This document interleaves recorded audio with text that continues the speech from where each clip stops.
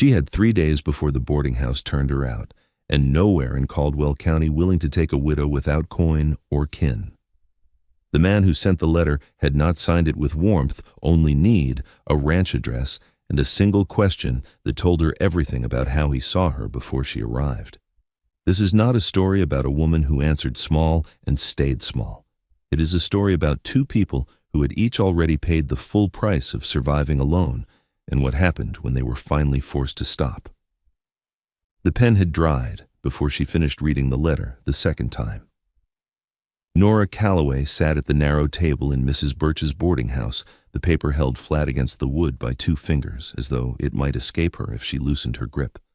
Outside, the October wind came off the plains in long, low gusts that rattled the single-pane window above the wash basin. The room smelled of lye soap and old wood smoke. The cold in the floorboards had long since worked its way through the soles of her boots. 3 days. Mrs. Birch had said it plainly at breakfast, not unkindly, but without apology. 3 days, Mrs. Calloway, and then I'll need the room for a paying guest. Nora had thanked her and carried her coffee to the table and read the letter again. It had come through the Reverend, as so many arrangements did in Harrow. Reverend Tillis had brought it to the boarding house himself, turning his hat in his hands with the particular discomfort of a man delivering news he considered beneath him. The rancher had written to the Reverend. The rancher needed a woman who could manage a household. The rancher was not looking for courtship. He was looking for an arrangement, legal and documented, without sentiment attached. The Reverend had called it an opportunity. Nora had read the word twice and felt the quiet insult of it settle into her chest alongside everything else she was carrying. Her husband, Thomas, had been dead 14 months. The farm they had worked together for 6 years now belonged to Thomas's brother, who had produced a document she had no money to contest and no lawyer willing to touch without a retainer she did not have. She had come to Harrow with the contents of one trunk and the $31 she had sewn into the hem of her second skirt. The money was gone. The trunk remained. The 3 days were running. She folded the letter and placed it inside her skirt pocket and sat for a long moment with her hands in her lap. The arrangement was legal. That was what the Reverend had said. A documented marriage, a house, a roof. And the rancher's letter had asked one question at the bottom, as though the answer were the only thing that mattered. And everything else, her history, her mind, her capacity, could be determined afterward. Can you wash? Nora had looked at that line for a long time. She had clerked law for her father from the age of 12. She had managed the full accounts of a working farm for 6 years. She had nursed 2 horses through Founder, argued a boundary dispute before a county magistrate on Thomas's behalf, and kept a household running through 2 drought summers on a fraction of what it required. Can you wash? She wrote back the same afternoon. 1 line. Better than you have thought to ask. She did not regret it. The wagon came for her 2 mornings later, driven by a hired hand named Cal, who did not speak beyond the necessary and handed her up without ceremony. The plains stretched wide and pale under a white sky. Nora watched the town of Harrow shrink behind her and did not let herself look back more than once. The Aldridge Ranch announced itself at a distance. She saw the fence line first, cedar posts, recently repaired in stretches, older in others, which told her something about where the money had been going and where it had stopped. The barn was large and sound. The house was a different story. 2 windows on the east side had been reglazed with oilskin where the glass was gone. The porch railing was missing an entire section. The kitchen garden had gone to hard ground, unharvested and unturned, the remnants of a summer's failed effort still visible in the dead stalks. A dying operation held together by desperation and pride. She had read that in the posture of the fence line before she ever set foot in the yard. The man standing at the top of the porch steps was tall and weather-cut, somewhere in his mid-30s, with the kind of stillness that comes not from calm, but from long practice controlling what showed on a face. He wore his coat open despite the cold. His eyes moved across her once quickly, taking inventory. He did not offer his hand. She did not wait for him. She stepped down from the wagon without Cal's assistance and walked across the yard and stopped at the base of the porch steps and looked up at him with her hands quiet at her sides. Mr. Aldridge. Mrs. Calloway. A pause. Wind pulled a strand of her dark hair loose and she did not move to fix it. Reverend Tillis says the paperwork is in order, she said. It is. Then I would like to see the kitchen before we proceed. Something moved across his face, not quite surprise, not quite the absence of it. He turned without a word and held the door. The kitchen was cold and understocked but structurally sound. There was a good iron stove, a deep basin sink, and a window that faced east for morning light. The larder held dried beans, salt pork, 2 jars of preserves that had likely been there since the previous summer, and a sack of flour with weevils working their way through the lower third. Nora noted all of it in the time it took her to cross the room and back.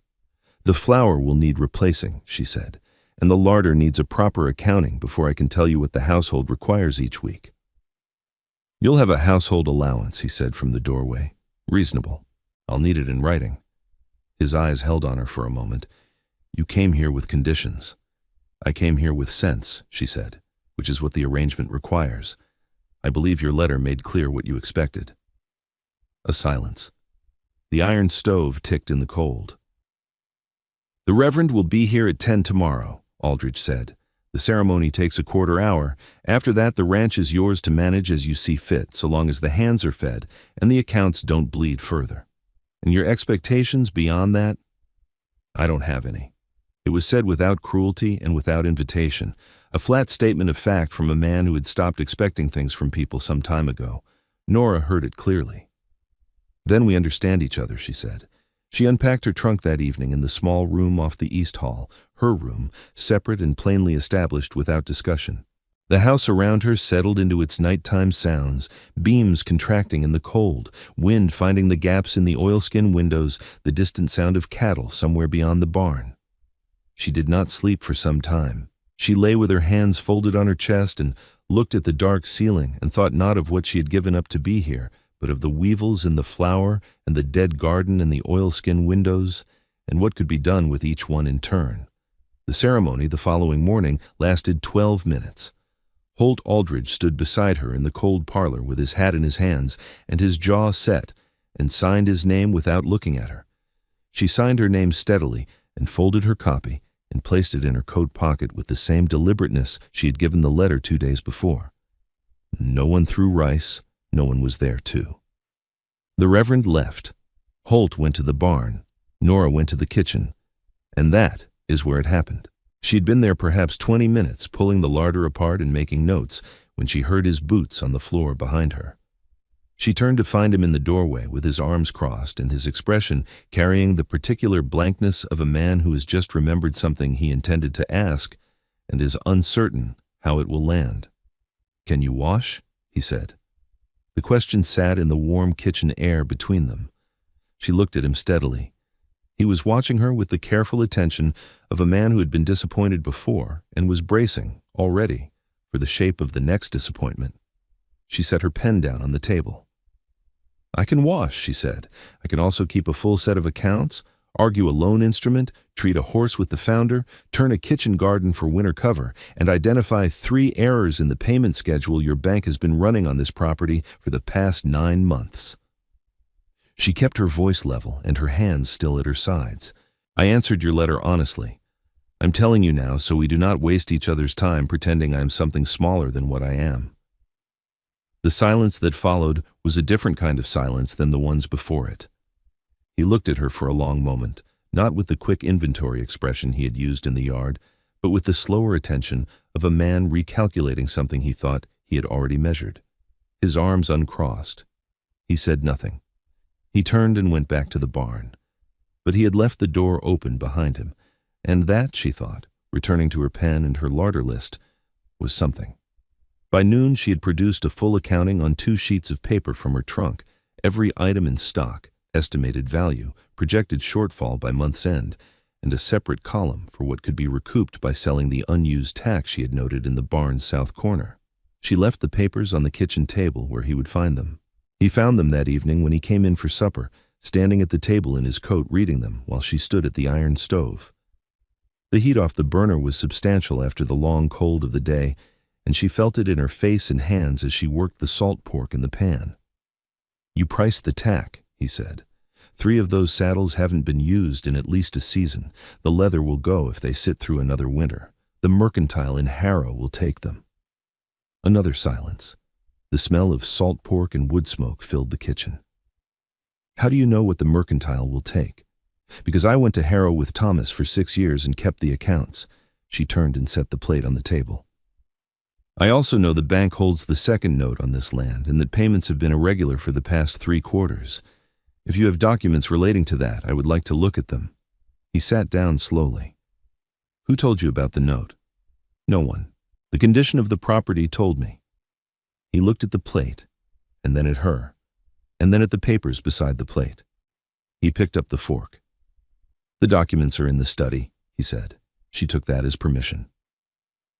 3 days passed. Nora moved through the house and the kitchen and the yard with the efficiency of a woman who had been solving practical problems her entire life and needed no guidance to continue.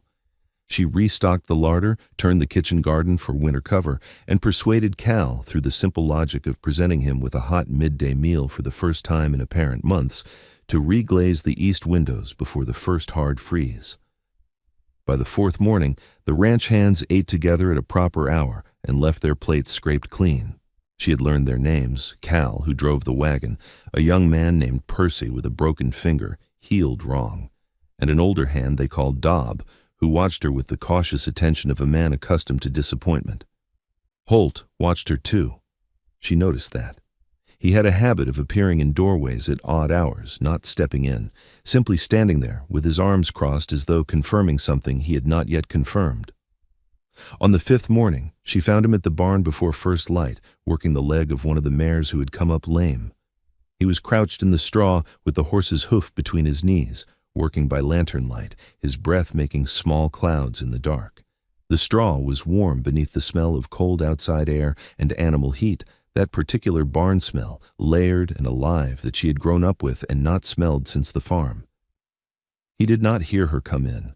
She watched him for a moment, the care in his hands, the patience of it, the way the mare had gone entirely still under his attention, and then she crossed to the opposite stall and picked up the liniment tin from the shelf where she had moved it 2 days ago to the place she would have put it if she were the one tending a lame horse. She held it out without speaking. He looked up. Something crossed his expression, not surprise exactly, but the recognition of something he had not been prepared for. He took the tin. "You moved this. I reorganized the shelf. Everything was in the order it arrived, not the order it gets used." He looked at the tin and back at her. "You know liniment work. Thomas kept horses. 1 foundered 2 winters running. I learned what to do."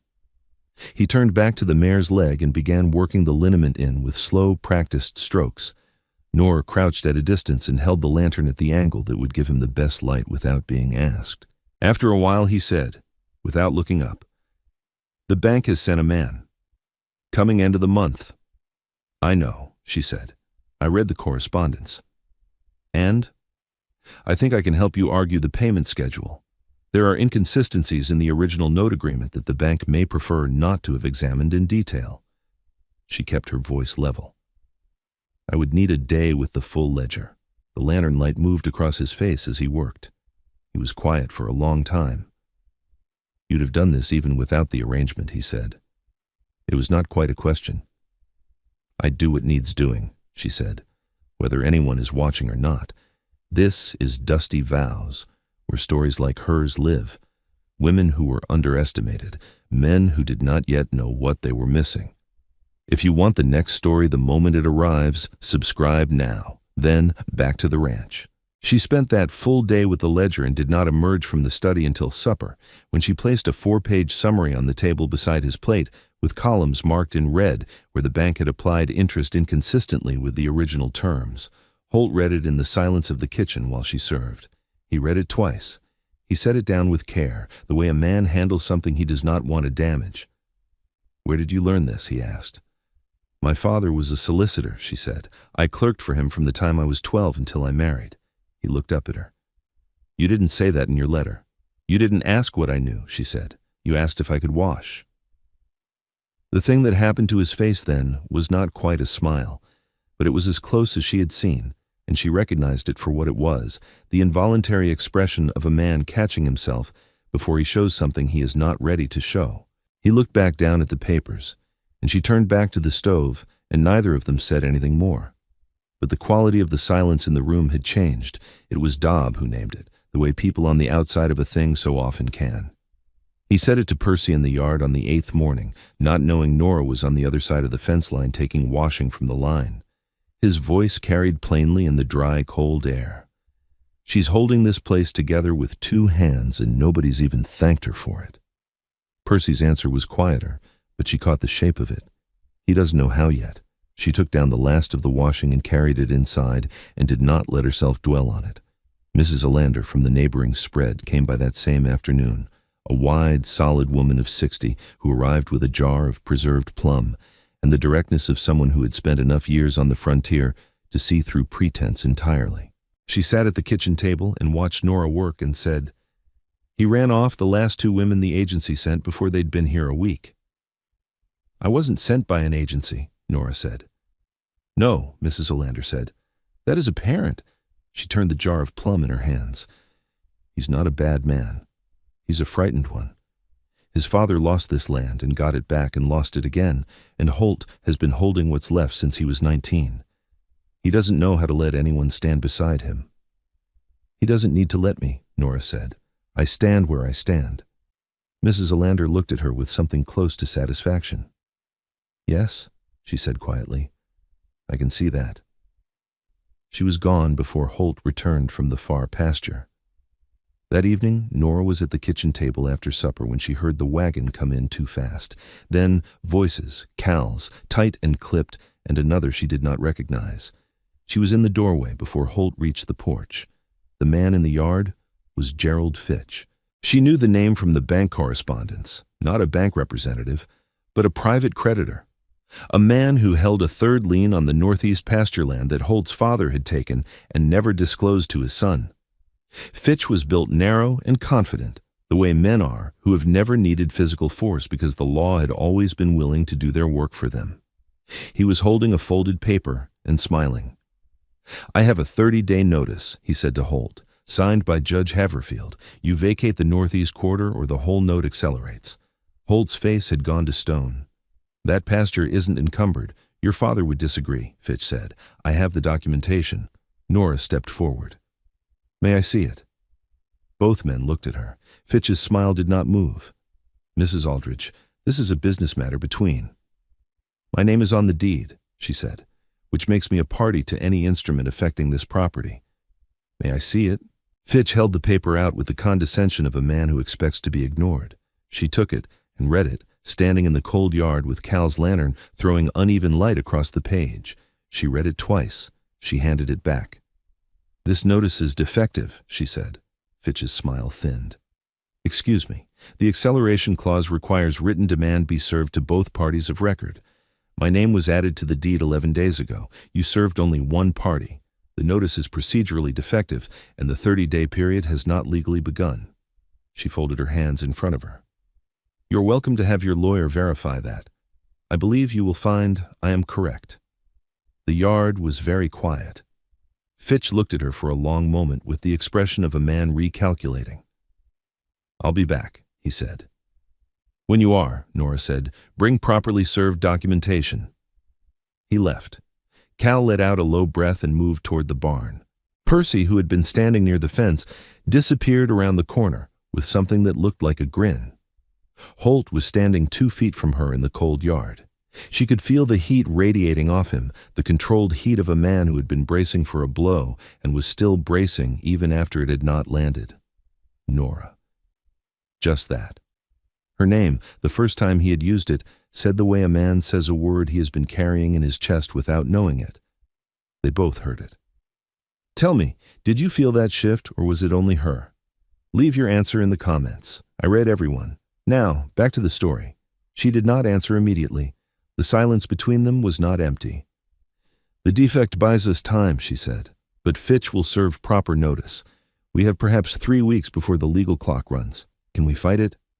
"I believe so. There are grounds to argue the original lien was undisclosed to you at transfer, which would constitute a material defect in your father's estate. If we can establish that you had no knowledge—" "I didn't. Then we have an argument." She looked up at him. "But I need the original transfer documents and the estate filing." They'll be in the county records office in Millhaven. That's a day's ride. I know. He was quiet. The wind carried the smell of cold earth and a distant change in the weather, that particular heaviness before plains rain, still hours away but building. He was looking at her with eyes that were not, she had come to understand, flat at all. They were careful. There was a great deal happening behind them. He had simply learned, across a long time and at real cost, not to let it show. "I'll take you," he said. They left before dawn. The road to Millhaven ran east across open country, the plains wide and colorless in the early light, the wagon moving at a steady pace. They did not speak for the first hour, which was not uncomfortable. The silence between them had changed quality again, less like a wall and more like shared ground. At some point the sun came fully up and the plains went gold-brown, and a hawk moved across the sky ahead of them without effort. "Your father," he said, without preamble. "What about him?" "The solicitor. He taught you the law. He taught me to read documents carefully," she said, "and to trust what is written over what is said." He held the reins and did not answer for a time. "Your father," she said, "the hidden lien. You found out after he died. 3 months later. That's when the bank irregularity started. I was trying to cover it without—" He stopped, started again. "I didn't want the hands to know how bad it was." "They knew," she said, not unkindly. He looked straight ahead at the road. She watched his jaw work once. "You can't protect people by keeping them in the dark," she said. "You can only protect them by solving the problem." He did not answer, but something in his shoulders lowered by a fraction, the way a man looks when he sets down a weight he had stopped noticing he was carrying. They reached Millhaven by mid-morning. The county records office was a single room behind the courthouse, managed by a clerk named Hoskins, who had the pinched proprietary air of a man who considered public documents his personal property. He looked at Nora, then at Holt, then back at Nora, waiting for her to direct herself through the man beside her and explain herself at a remove. She addressed Hoskins directly. "I need the transfer documents for the Aldridge land grant, the estate filing from 71, and any recorded lien instruments attached to the northeast quarter." She did not look at him while she worked. She pulled the documents and sat at the clerk's narrow table for 2 hours with her pen moving steadily, the scratch of it the only sound in the cold room.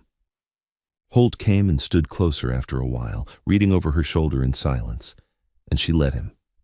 She found what she needed in the estate filing. A notation, small, easily overlooked, clearly intended to be overlooked, in the margin of page 7, handwriting that did not match the rest of the document. "Here," she said. He leaned in and looked over her shoulder. He was close enough that she felt the warmth of him against the chill that had come off the road. She pointed at the notation without moving. "This addendum was added after the filing date. The ink is different, and the handwriting is different. Someone altered the document after the fact to insert the lien. That is fraud." He was very still. "Can you prove it?" "Not alone.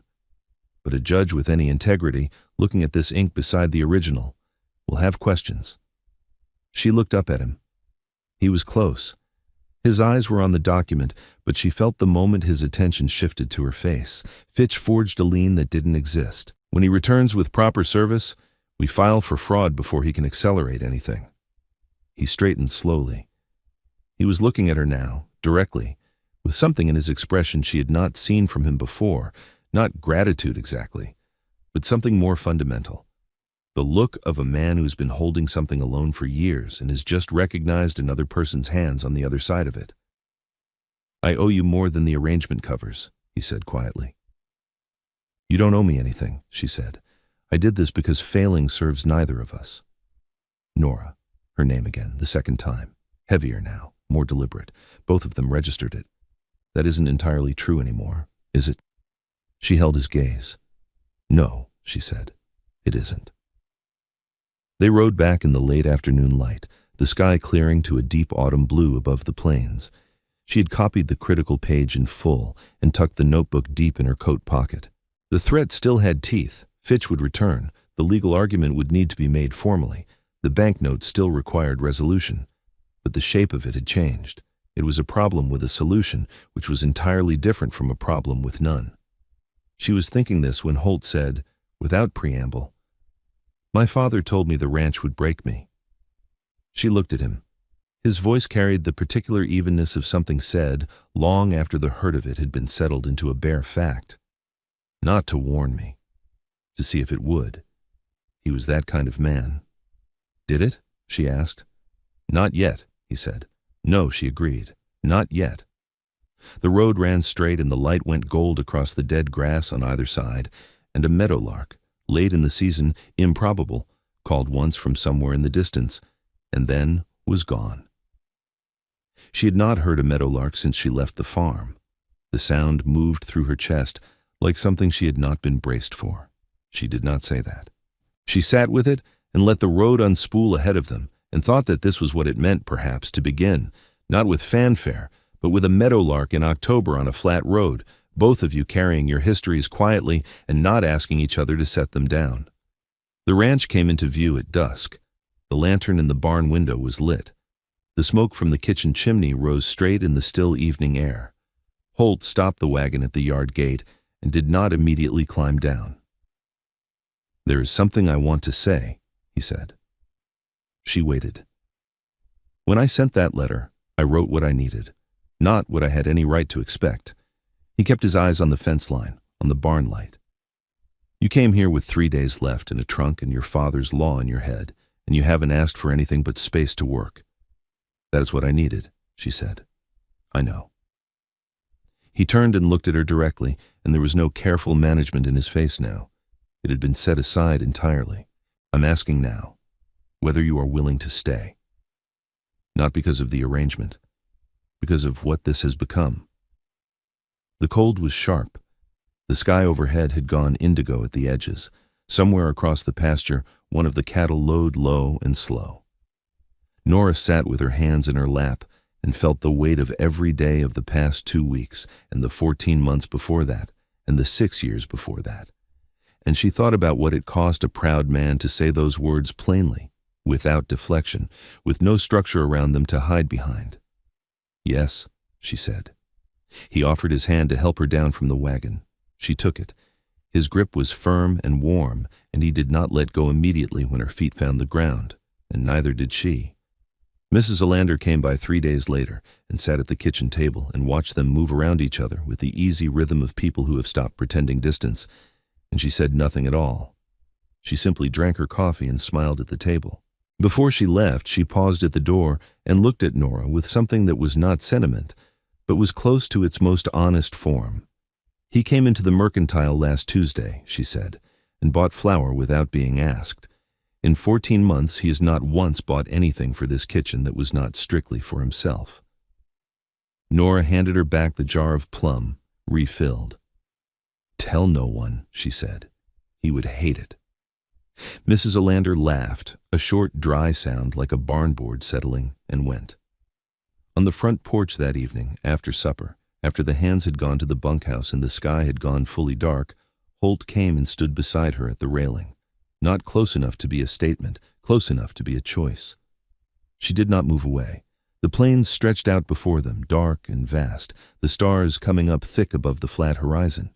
The rain she had been smelling all evening was still moving in from the northwest, the air dense with it, pressing the warmth of the porch light into a tighter circle around them. He said, after a while, "The mare is walking clean." "I know," she said. "I checked her this morning." A pause. "The flour came in from Harrow. I ordered extra. For the winter." Another pause. She could feel him looking at her profile. Nora. The third time. Said the way a man says a thing he has chosen with his whole self, the way a door opens that has been locked from the inside for a very long time. She turned. He raised his hand, and this time he did not lower it. He placed it at the side of her face, the calloused warmth of his palm against her cold cheek, and looked at her with the eyes she had spent 2 weeks learning to read. She covered his hand with her own and held it there. The plains were dark and wide and silent. The lantern in the barn burned its patient gold. The rain came and the first drops touched the porch rail, and the smell of wet earth rose up from the yard, clean and real. She leaned her head into his hand and closed her eyes. The rain came down. The lantern held. The porch held them both. Chosen. Fully. Without hesitation and without reservation. She came to that ranch with an empty pocket and a full mind, and he had asked her the smallest question he could think of, and her answer had changed everything. He had forgotten, somewhere in all those years of holding on alone, that there is a difference between endurance and a life. Tell me, would you have answered him the way she did or held something back? Leave your answer below.